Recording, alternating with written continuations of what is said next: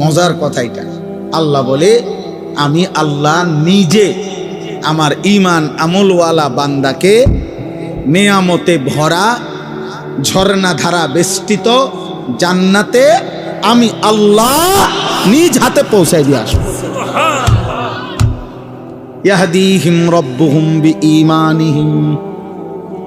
আল্লাহ বলে, তোর একটা একটা সেজদার বিনিময়ে বান্দা, আমি আল্লাহকে ডাকার বিনিময়ে, আমার গোলামির বিনিময়ে, আমার বন্দেগীর বিনিময়ে ঈমানের হেফাজত করেছিলি, সেজদার হেফাজত করেছিলি। বান্দা গুনায় ভরা এই দুনিয়ার মাঝখানে থেকেও তুমি বান্দা বড় কষ্ট করে নামাজ পড়ছো, বড় কষ্ট করে তুমি আমি আল্লাহকে মনে রেখেছো, আমার মদিনার বন্ধুর চোখের পানির সম্মান করেছো বান্দা। আজকে বান্দা মনে রাখো, জান্নাতের নেয়ামতে ঝর্ণা দ্বারা বেষ্টিত জান্নাতে আমি আল্লাহ তোমাকে পৌঁছিয়ে দিয়ে আসবো। ইয়াহদিহিম রব্বুহুম বিঈমানিহিম। রব নিজে পথ দেখায় দিবেন, বান্দা এদিকে জান্নাত, চলো যাও আগাও, আমার ফেরেশতারা তোমার জন্য ওয়েট করছে। দাওয়াহুম ফিহা সুবহানাকাল্লাহুম্মা ওয়া তাহিয়াতুহুম ফিহা সালাম। আল্লাহ বলে, আমার বান্দা যখন জান্নাতে ঢুকবে, জান্নাতের যেদিকেই তাকাবে বান্দা জান্নাতের নাজ ও নেয়ামত দেখবে। আর আমার বান্দা তার জবান দিয়ে বারবার বলবে সুবহানাকাল্লাহুম্মা, আল্লাহ আপনার পবিত্রতা বর্ণনা করছি, আপনি আমাকে জান্নাত দিয়েছেন, আপনি মহান, আপনি সুমহান, আপনি সুমহান। ওয়া তাহিয়াতুহুম ফিহা সালাম। আর জান্নাতি একজন আরেকজনকে দেখা হলেই আল্লাহ বলে প্রত্যেককে বলবে সালাম সালাম, আসসালামু আলাইকুম ওয়া রাহমাতুল্লাহ। মানে ইনিও বলবে ওনারে দোস্ত আর কোনো চিন্তা নাই, সেও বলবে দোস্ত আর কোনো চিন্তা নাই, সুখের আর কোনো শেষ নাই, দুঃখের আর কোনো সম্ভাবনা নাই, তোরও না আমারও না। চল বন্ধু মজা ভোগ কর। লাহুম মা ইয়াশাউনা ফিহা ওয়া লাদাইনা মাজিদ। আল্লাহ বলে, বান্দা জান্নাতি তুমি যা চাইবে তা তো দেবই। আমি আল্লাহ নিজের থেকে তোমার চাওয়া শেষ হলে আমি আল্লাহ নিজের থেকে আরো কোটি কোটি নিয়ামত দিতেই থাকবো। তুমি চাইবা কয়টা, চিনোই কয়টা, তুমি জানোই কয়টা। তুমি ফল চাইবা কয়টা, তুমি জানো কয়টা। তুমি জান্নাতের নিয়ামত চাইবা কেমনে, তুমি বুঝো কি? তুমি জানোই কয়টা ফলের নাম, কয়টা ফুলের নাম। তুমি কয়টা ডিজাইন জানো, কয়টা সুন্দর চিনো। আমি তো আল্লাহ কোটি কোটি রেখেছি। ইজা রাআইতা সাম্মা রাআইতা নাঈমান ওয়া মুলকান কাবীরা। আল্লাহ বলে, আমার বান্দা জান্নাত দেখবে, আবার দেখবে, আবার দেখবে, আবার দেখবে, ঘুরে ঘুরে জান্নাত দেখবে। আর চারিদিকে দেখে বান্দা বুঝবে আল্লাহ তাকে নেয়ামতে ভরা মুলকে কাবীর একটা বিশাল বড় সাম্রাজ্য দিয়ে দিয়েছে। আমাদের হযরত মাওলানা নজরুল ইসলাম কাসিমি সাহেব দামাত বারাকাতুহুল আলী, উনি একটা সুন্দর কথা বলছিল কয়েকদিন আগে। উনি বলছিল, শহীদ শরীফ ওসমান হাদি, তুই চেয়েছিলি একটা আসন, অল্প কিছু জায়গা। আল্লাহ তাআলা বলছে, না ওসমান, তোর ঈমান আর তোর সেজদা, তুই আমার বান্দা ফজরের নামাজ পড়তি, 5 ওয়াক্ত নামাজ পড়তি, তুই দেশপ্রেমের কথা বলতি, ওসমান আমি তোকে মুলকে কাবীর জান্নাতের বিশাল সাম্রাজ্য দিয়ে দিলাম। তোর রক্তে শাহাদাতের খুন দিয়ে দিলাম। যা, এক আসনে আর কি কয়জন মানুষ চিনি, আমি জান্নাত দিয়ে দিই। এজন্য হাসরের ময়দানে ওই গুলিকারী আর ওই দোসররা, ওরা দেখবে হাসরের মাঠে সে বাদশাহ, আল্লাহ তাকে মাফ করে দেয়। ওয়া আখিরু দাওয়াহুম আনিল হামদুলিল্লাহি রাব্বিল আলামিন। আল্লাহ বলে, আমার জান্নাতি বান্দা 24 ঘন্টা জান্নাতের নিয়ামত ভোগ করবে। আর প্রত্যেকবার নিয়ামত প্রতিটা ভোগ করেই প্রতিবার জান্নাতি বান্দার শেষ কথা হবে, আলহামদুলিল্লাহি রাব্বিল আলামিন। আল্লাহ আপনার প্রশংসা, আপনার প্রশংসা। আপনি জগৎ সমূহের মালিক, আপনি আমারে এত সুখ, এত আনন্দ, এত নাজ, এত নেয়ামত দিয়েছেন। সুবহানাল্লাহ, সুবহানাল্লাহ। আল্লাহ আমাদের প্রত্যেককে ঈমান আমলের জীবন দান করেন। একজন সুস্থ স্বাভাবিক মানুষ সারাক্ষণ বিনোদন, সারাক্ষণ তামাশা, এটা স্বাভাবিক মানুষের পরিচয় না।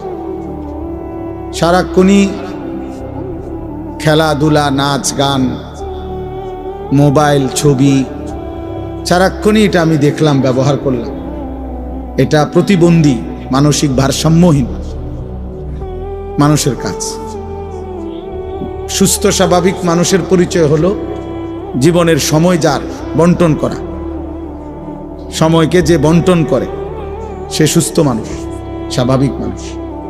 অর্থাৎ সময়কে ভাগ করে, আমার বিশ্রাম কতক্ষণ, আমার ঘুম কতক্ষণ, আমার পড়ালেখা কতক্ষণ, আমার উপার্জনের ফিকির কতক্ষণ, আমার নামাজ কখন, আমার গোসলের টাইম কখন।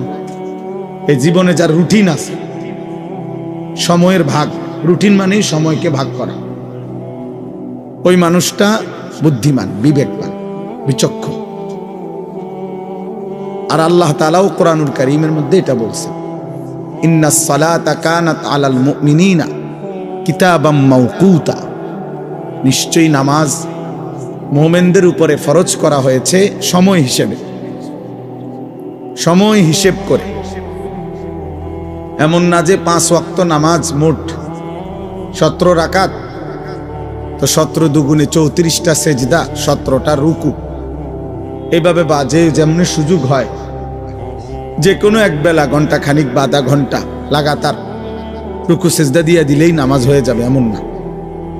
বরং প্রত্যেক ওয়াক্তের সময়ের জন্য অপেক্ষা করতে হবে। ওই সময় আসলেই,